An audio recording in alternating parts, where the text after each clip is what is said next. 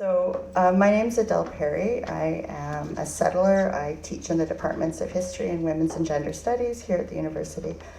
I also direct the Center for Human Rights Research. And I'm very, very honored.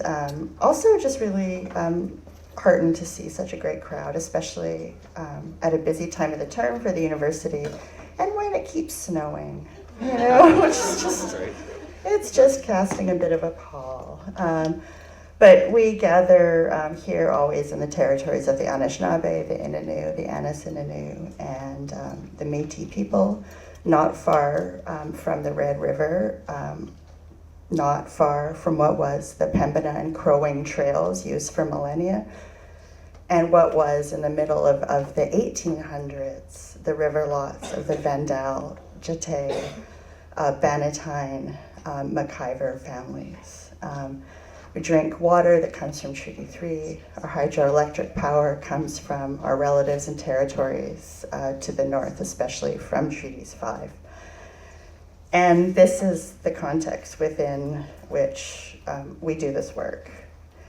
And we are particularly here to welcome you to a crucial and important event that marks an important kind of time in the calendar. And this is a discussion on creating systemic change through the Red Dress Alert, brought to you by Sandra Delaronde. Sandra is many things. She is in particular the project lead of Giganawenimaanaanig, where we take care of them all, the Manitoba IWG2S Plus Implementation Committee. She is a remarkable advocate and person of enormous knowledge and generosity, and there could be nobody better to speak about this with this group today. I want to just make a couple of kind of logistical points before we begin. We're very pleased to collaborate with Indigenous engagements and communications at the University of Manitoba in these annual events that aim to raise awareness on the calls to justice of the National Inquiry on Murdered and Missing Indigenous Women and Girls within the University of Manitoba community for the past couple of years. We also want to note that Carla Penner from Student Counseling Services is with us today, and Carla's got their hand up right there. If anybody does need a moment, need some support, we also have some further resources that you will see on some of the slides, but Carla is here as a resource, and we are grateful for that and wanted to let you know. There are women's and gender inclusive and accessible washrooms out. I'm not good at directions. Out that way and then that way and then that way. Pauline will kind of wave you over. And I'll also say this event would not be possible without the work of Dr. Pauline Tennant, who is just waving in directions right now, and without the support of the Office of the Vice President Indigenous, the University of Manitoba, and also the collaboration of Giganawenimaanaanig. And so with all of that, I will welcome Sandra Delaronde. Thank you.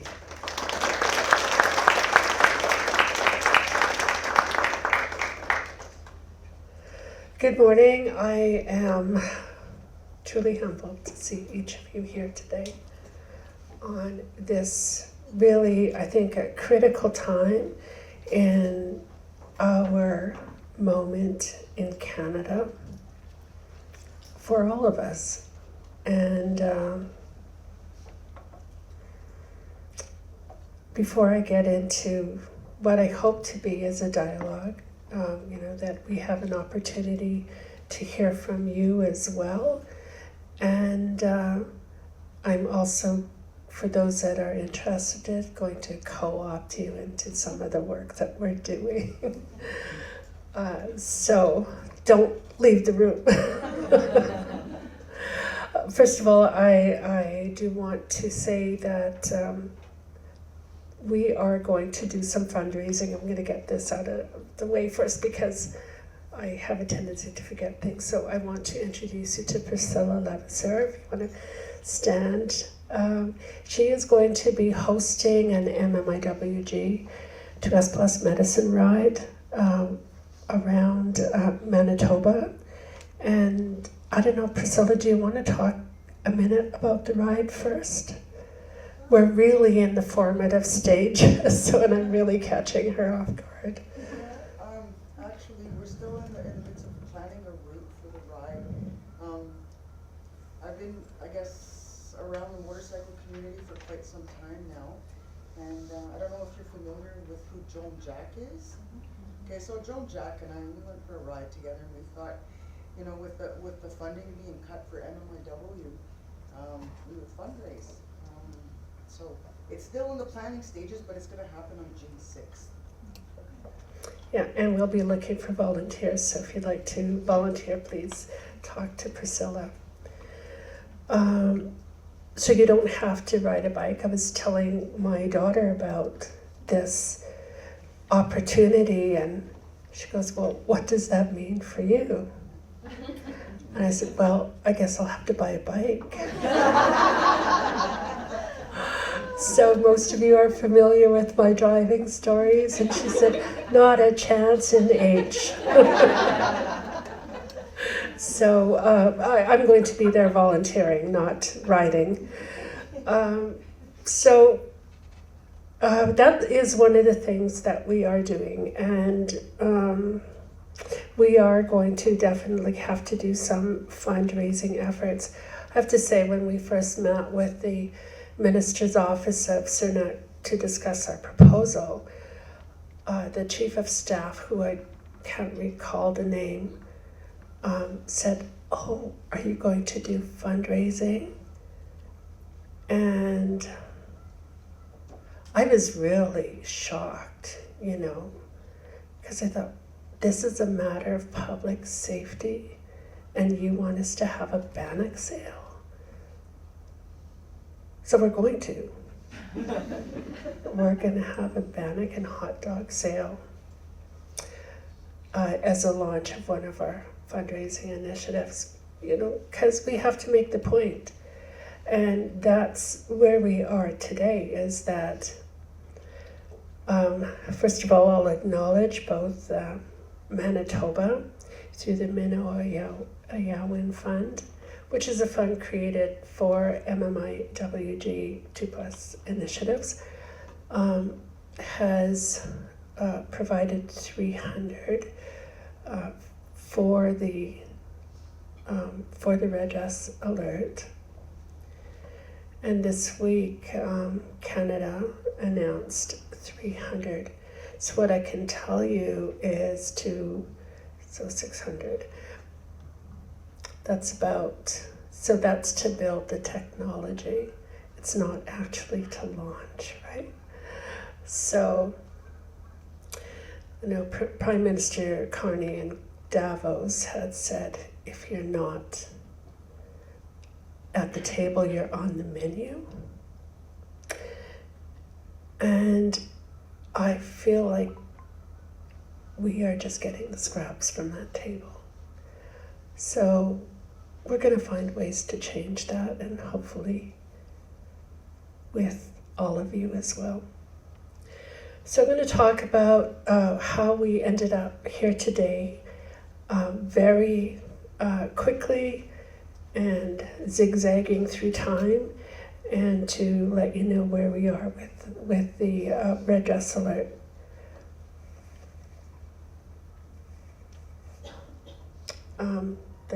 But before I do, one more thing I have to say is that recently, in the last few weeks, in this legislative session of Parliament, there was a bill introduced, and I can't remember the number offhand, 246 or 43, and it was to establish a national framework for a silver alert. And I was sent the article, and I don't cry often, but I cried that day. And I get emotional thinking about it, because we had known that there were over 1,200 Indigenous women, girls, and gender diverse people missing. And we had to lobby for generations to get an inquiry. And we got an inquiry to confirm what we knew of the numbers of our missing relatives.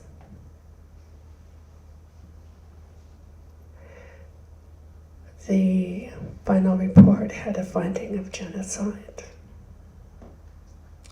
in 2019. And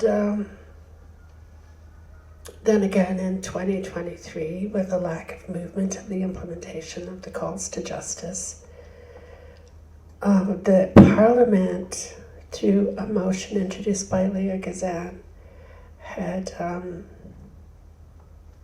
recognized missing and murdered Indigenous loved ones as a national emergency. And the red dress was born out of that emergency.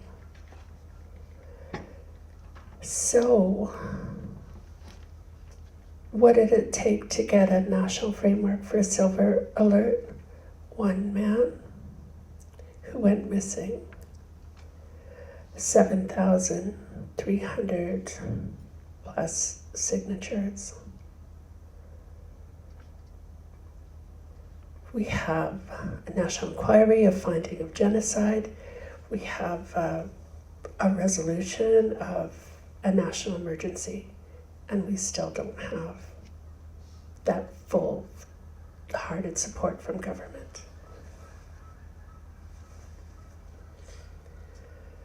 So when you look at and question whether or not there is in fact a genocide, or whether or not governments are serious about the public safety and well-being of Indigenous women, girls, and 2S LGBTQI persons,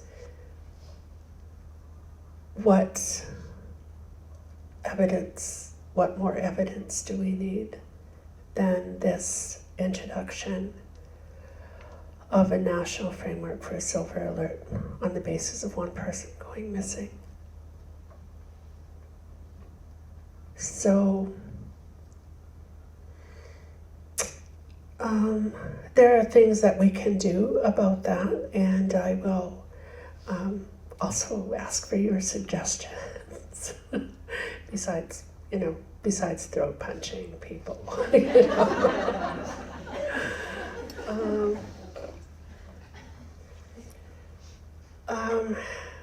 So, additionally, recently we've had many of those that have worked on this file for years have been under fire,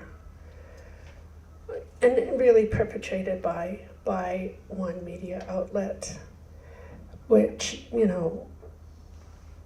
need to continue to do work with media about. The real system is really about the system, right? It's not about individuals.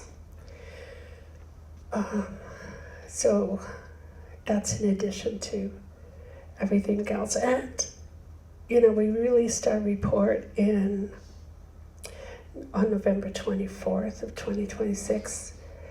And since then we've had the loss of 5 lives just like being murdered. We're not even talking about the poly crisis that we're involved in.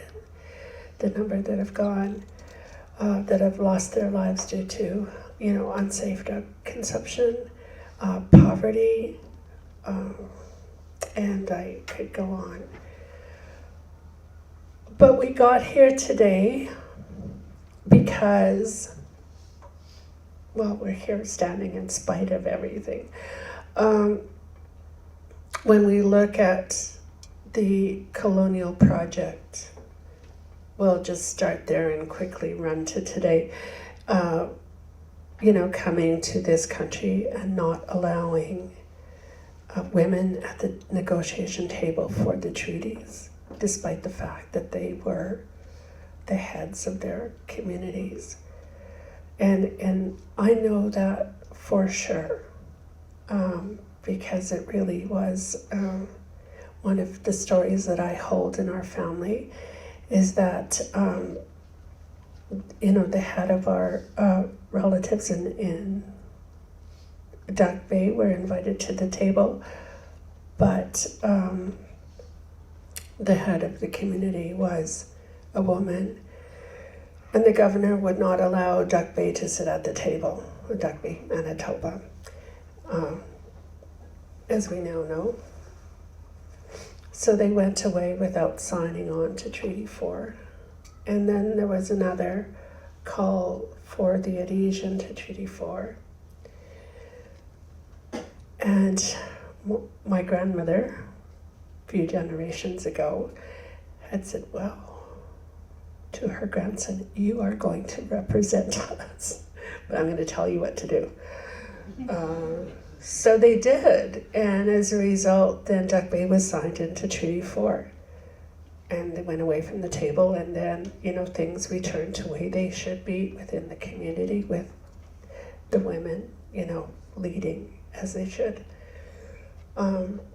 So that is just one story of women, of how women have had to manage the circumstances in a colonial environment.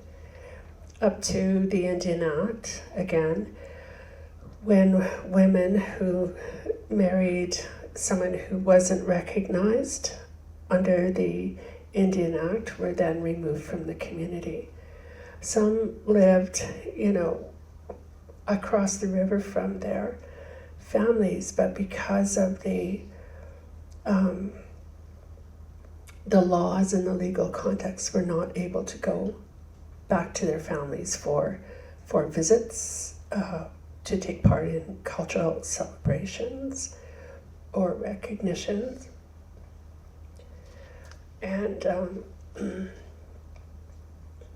some were removed to urban environments such as, Winnipeg, the PA. So to this day, and under the UN definition, these women and their families have been generationally impacted as internally displaced persons.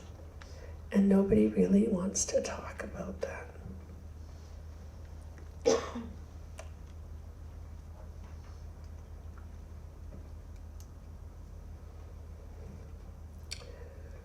I just feel like my mother standing there.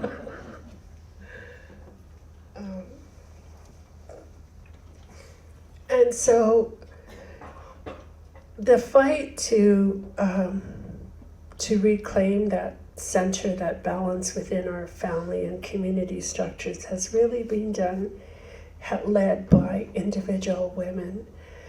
The fight to regain status was led by women who had to go to the International Tribunal in order to shame Canada into creating legislation that was known as Bill C-31. And we knew that did not go far enough. So now we're in a period where there's a bill before Parliament called S2. There were amendments that were made at the Senate because in addition to wanting the removal of the second generation cutoff, the really challenging part of that bill that nobody is talking about is that if you apply and the government says no to you to recognize your status, you have no legal recourse. So they fundamentally are removing equality rights and charter rights from Indigenous women. And that there's not enough of an understanding or a focus on what that means, because this is the second bill that has gone before Parliament that removes that ability to litigate. The first one being Jordan's principle. If you didn't agree with the findings of government on Jordan's principle, you could not litigate that decision.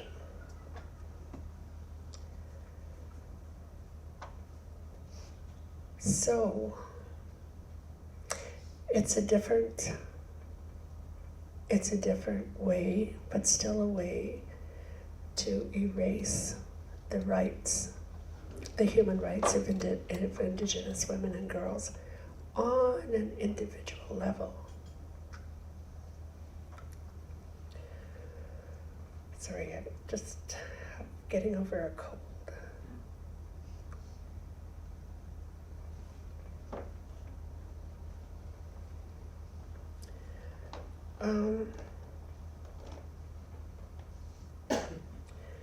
So when we look at all those systems,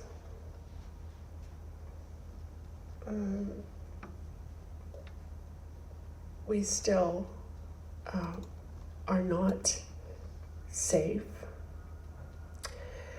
and we continue to die at alarming rates. So the Red Dress Alert was really born out of the findings of the National Inquiry from the emergency call in 2023. And then Manitoba was tasked with developing what would a Red Dress Alert look like. And we were not, as Giganawenimaanaanig, we were asked to do this work. Nobody set any parameters as to what that should look like.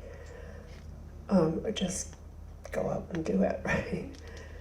So we met with community, we met with families, we met with survivors across Manitoba and took into account distinction-based geography, technology,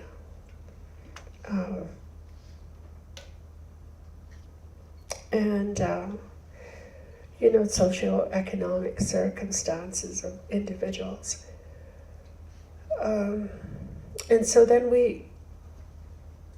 when we took on this work, I thought, oh gosh, no problem. Just press a button, and like the easy button. It was nothing like that. So communities defined that there needed to be a strong prevention mechanism, and there needed to be an opportunity for intervention, and also realizing that we are still going to miss people. So how do we support people or families that end up having to go through the court system? How do we support people that have been recovered? And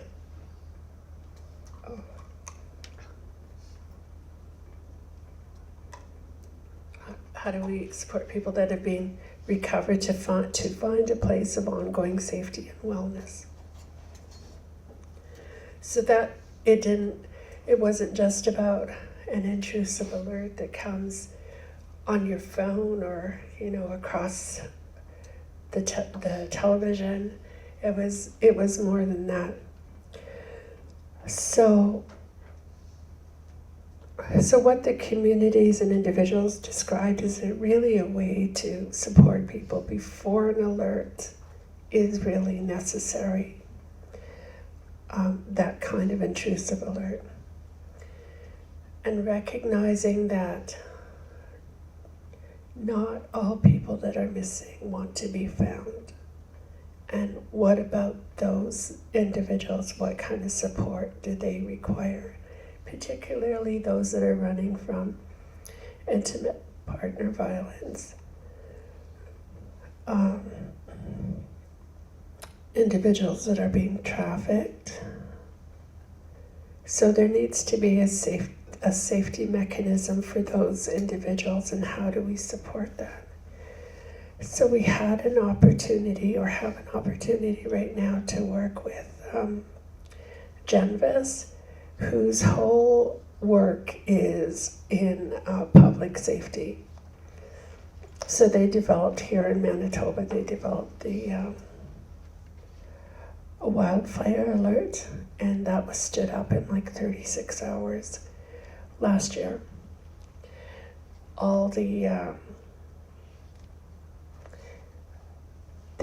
people that are involved in this company are women.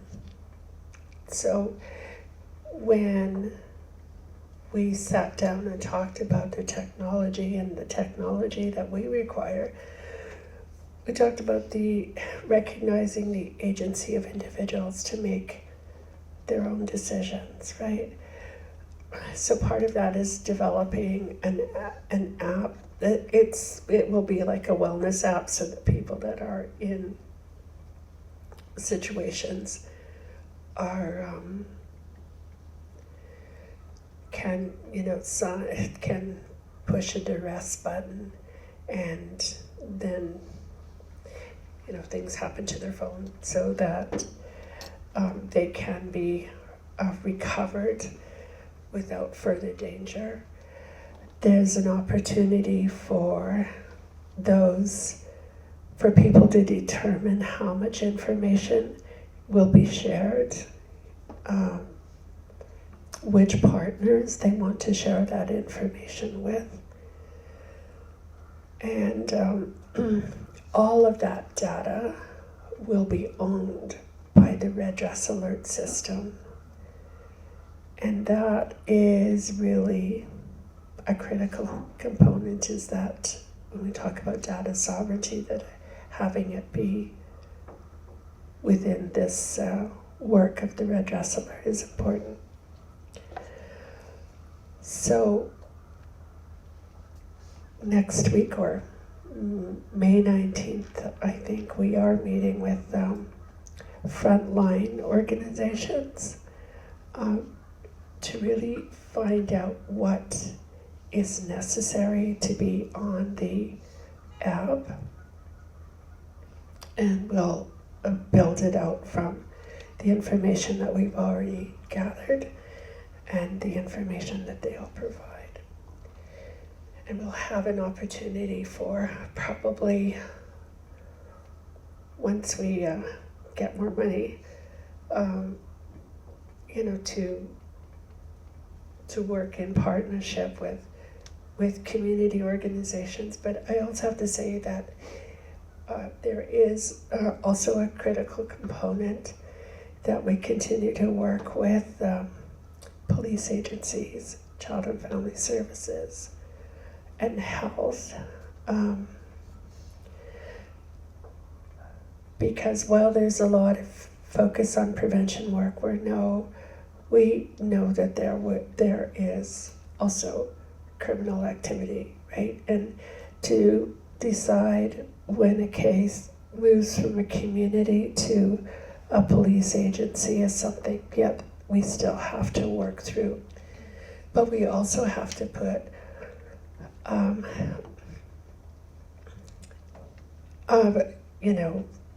MOUs, for lack of a better word, between the Red Dress Alert and policing agencies and other agencies to determine how we are going to work together and how we are going to share information. What I can say in our report and our engagements with the essential services was that they agreed with community that the Red Dress Alert needed to be Indigenous-led. So that being said, it is important for critical partnerships that we might, be able to do this work in a good way and to do it with real results. But recognizing that it isn't just,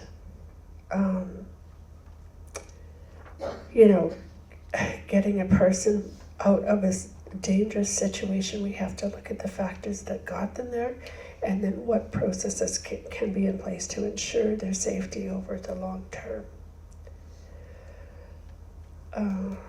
And so it's like a multi-systems approach, and I have to say it's the only one really in the world that is looking at something that's really encompassing. Now, so talk about the money, because everybody talks about the money, right?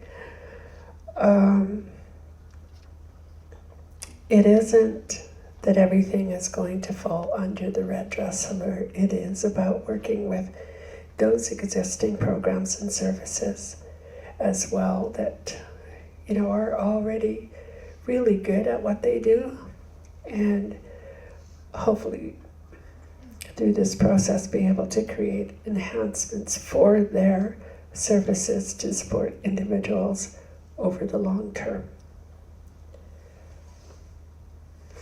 We look at what are the measurables, like how do we know that the red dress alert is working?